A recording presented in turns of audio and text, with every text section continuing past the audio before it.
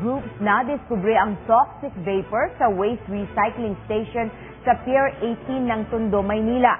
Ayon kay Tony Dizon, Chemical Safety Project Coordinator ng Eco Waste Coalition, sa ginawa nilang test noong Abril 19 gamit ang handheld ambient air analyzer, napag-alaman nilang mayroong mercury vapor sa nasabing lugar mula sa compact fluorescent lamps o CFLs.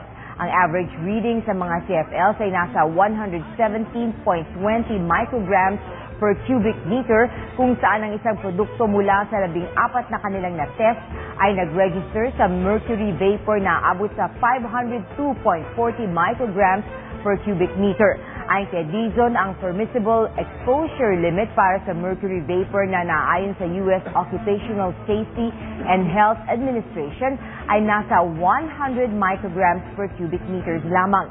Naniniwala ang Eco Waste at ang Global Alliance for Incinerator Alternatives kasama na ang Healthcare Without Harm na delikado ang nasabing mercury vapor content dahil nakakalason ito para sa tao. Ayon kay Dizon, dapat na magpalabas ng guidelines ang pamahalaan kung paano ang tamang disposal ng mga CFL.